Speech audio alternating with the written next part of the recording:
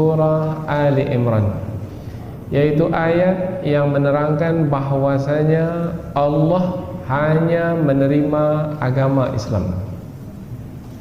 Apabila seseorang tidak memeluk agama Islam, maka Allah tidak menerima apapun yang dilakukan oleh orang tersebut. Hidup mestilah dijalani di atas agama Islam.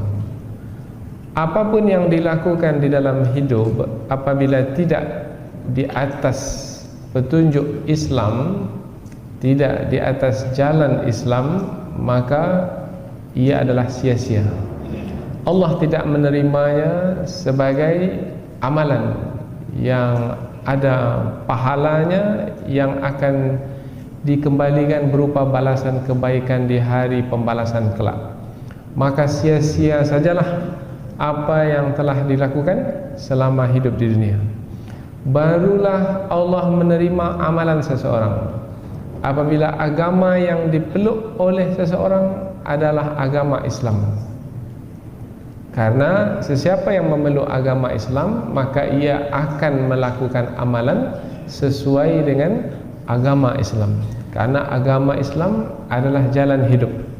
Agama Islam adalah petunjuk hidup. Jalan hidup yang ditempuh mestilah Islam. Petunjuk hidup yang mesti diikuti mestilah Islam. Dan apabila kita hubungkan dengan ayat sebelum ini, ayat sebelum ini menerangkan bahwasanya agama para nabi semuanya adalah agama Islam. Mulai dari Nabi Adam, Nabi Nuh, Nabi Hud, Nabi Saleh, Nabi Ibrahim, Nabi Musa, Nabi Isa, semua agama para nabi adalah agama Islam. Nabi yang terakhir, Nabi Muhammad SAW, juga membawa agama Islam seperti nabi-nabi yang terdahulu. Nah, apabila semua para nabi agama mereka adalah agama Islam, dan Allah telah menerangkan sebelum ini bahwasanya tidak patut bagi manusia untuk mencari lagi agama selain agama Islam, karena semua para nabi beragama Islam.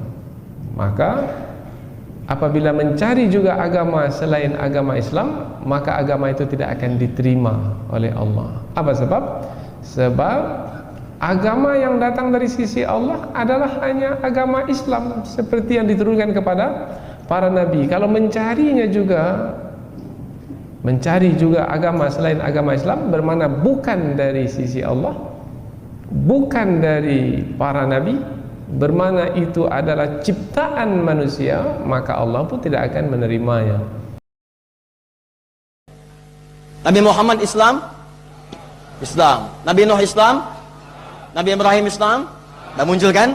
Baik, kalau begitu keturunannya dari Nabi Nuh alaihissalam geser ke Sayyidah Sarah, melahirkan kemudian Ishak. Ishak Islam, Nuh turun terus sampai ke Ibrahim. Ibrahim nikah dengan Sayyidah Sarah. Saya koreksi, Ibrahim dengan Sayyidah Sarah melahirkan Ishak. Ishak Islam. Yakub Islam. Dari Ishak kan turun Yakub.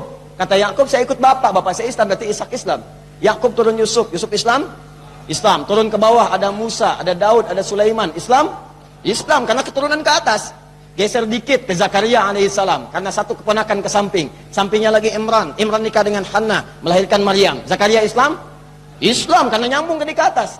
Baik, geser dikit Imran Islam, karena tadi kalimatnya saya ikut bapak ke atas. Ya, turun ke bawah Islam, ke atas Islam. Nikah dengan Hannah Islam, lahir Maryam Islam, Bunda Maria Islam, karena tadi keturunannya naik ke atas ke bawah Islam. Menurunkan Isa alaihissalam, Al-Masih Yesus, Islam, bahkan beliau sendiri mengatakan, Quran surah 19 ayat 31 sampai 33, saya tegaskan, saya muslim, Tuhan saya Allah, saya dijamin oleh Allah keselamatan dunia, alam kubur, akhirat. Di mana letak keadilan Allah? Kalau ada orang beriman berbuat maksiat saat di dunia, kok bisa masuk surga saat di akhirat? Sementara ada orang tidak beriman, amal baiknya kelihatan banyak di dunia. Bantu orang, gak pernah mabuk, gak pernah bunuh orang, gak pernah macam-macam, suka bantu, suka nyumbang, suka macam-macam. Tapi dia gak beriman, kok bisa masuk neraka? Di mana keadilan Allah? Halo? Pernah dengar pertanyaan ini? itu pertanyaan itu kalau muncul sekarang itu sebetulnya pertanyaan yang telat. 15 abad yang lalu sudah ada pertanyaan serupa. Jadi kalau ada yang bertanya seperti itu, terima kasih Bu, Pak, pertanyaan bagus sekali. Itu diantara sekian pertanyaan Anda yang paling bagus untuk saat ini. Cuman memang agak telat pertanyaan ini. 15 abad yang lalu sudah ada yang bertanya seperti Bapak dan Ibu. Nah, siapa yang bertanya itu? Sayyidah Aisyah Ummul Mukminin radhiyallahu taala anha. Bertanya kepada Nabi, ya Rasulullah, itu si fulan belum beriman, tapi amal baiknya kelihatan banyak banget, suka bantu, suka nyumbang, suka ini, suka itu. Nanti di akhirat masuk surga enggak? Anda tahu, begitu pertanyaan itu muncul, yang turun langsung surah dengan namanya Al-Furqan. Ayat yang ke-23. Tuh. Ya, kalau Anda nggak belajar nih isi-isi di Quran, kadang-kadang tuh logika semacam ini kalau iman kita lemah itu bisa langsung jatuh seketika. Dan ketika jatuh pada titik nol itu mudah diarahkan kemanapun. Banyak orang di brainwash kemudian jadi pindah kemana aja. Bahkan nanti bisa keras, bisa kasar, bisa tembak orang, bunuh orang, kerjain ini, kerjain itu. Yang tadinya baik tiba-tiba bisa jadi bermusuhan, bisa jadi macam-macam. Itu hati-hati. Jadi sebagian orang dari kaum muslimin itu memaksakan kalau orang berbuat baik dari non muslim nanti dia akan mendapatkan surga. Wong dia sendiri tidak mengharap surga kita kok. Ini kadang-kadang cara berpikirnya tuh aneh. Wong mereka tidak berharap kok kita tonjol-tonjol, kita sodor-sodorkan ke dia. Enggak. Kita bicara ini keimanan. Enggak dapat di surga. Wong dia tidak mengharap surganya kok. Dia mengharap dengan surga yang mereka anggap Tuhan. Urusan dia sudah selesai. Adapun kebaikan dengan manusia, Allah Tuhan kita, Allah akan membalas dia. Kebaikan dia akan diberi oleh Allah cuma di dunia. Karena dia baik di dunia dan tidak percaya akhirat atau tidak menginginkan kebahagiaan akhirat, maka dibalas di dunia. Tapi dia belum sempat merasakan kebalasan kebaikan di dunia, anaknya akan dijaga. Anaknya akan diberi oleh Allah, lancar rezekinya dan segala macam. Tapi itu semuanya urusan dunia, di akhirat nggak ada.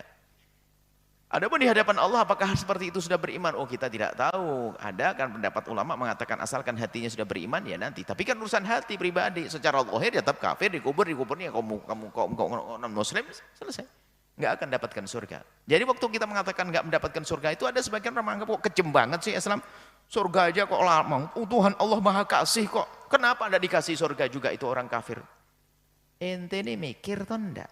Dia itu nggak mau dengan surga kita. Wong dia merasa punya Tuhan sendiri dan punya surga sendiri kok. Ente kasih pun nggak mau, wong. Dia nggak percaya.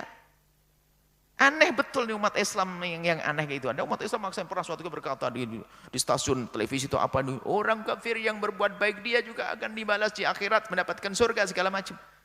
Surga Allah ajib. Ini kok dipaksa dia sendiri tidak percaya dengan Allah kok. Tuhan kita nggak percaya. Dia membuat Tuhan biarpun digelari apa saja bukan Tuhan Allah yang Maha Tunggal. Tuhan yang lain yang dia sudah mendapatkan bagian surga menurut kaitannya sendiri, nggak usah dipaksain. Kita punya keyakinan iman, orang yang tidak beriman tidak akan mendapatkan surga menurut umat Islam.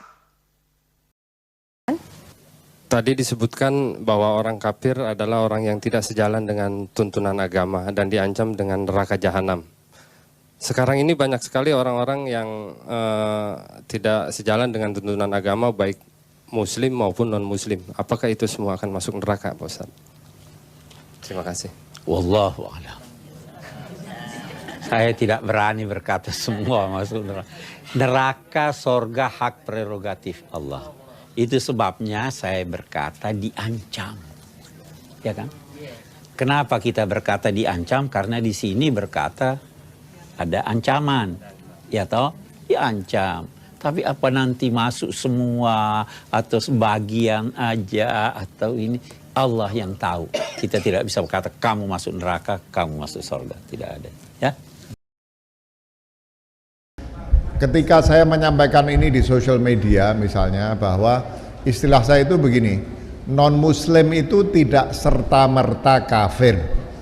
Ada non-muslim yang bisa disebut kafir, sebagaimana ada muslim yang bisa disebut kafir. Ya, jadi ada non-muslim yang tidak kafir, ada muslim yang kafir. Dan nanti saya akan singgung serba sedikit. Lalu orang mengatakan, ini ajaran baru apa lagi? Kata orang. Terus saya katakan, justru yang baru itu yang mengatakan bahwa non-muslim itu otomatis kafir. Karena kalau kita pelajari pandangan para ulama misalnya, para ulama itu, ulama-ulama besar itu tidak menyatakan bahwa non-muslim itu serta-merta kafir.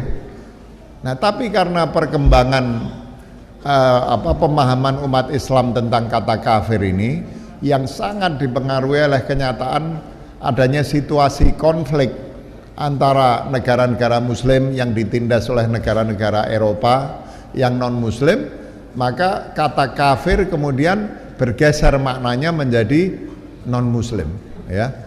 Saya yakin bahwa non-muslim yang percaya pada Allah dan hari akhir kemudian beramal soleh atau berihsan, mereka punya kemungkinan masuk surga.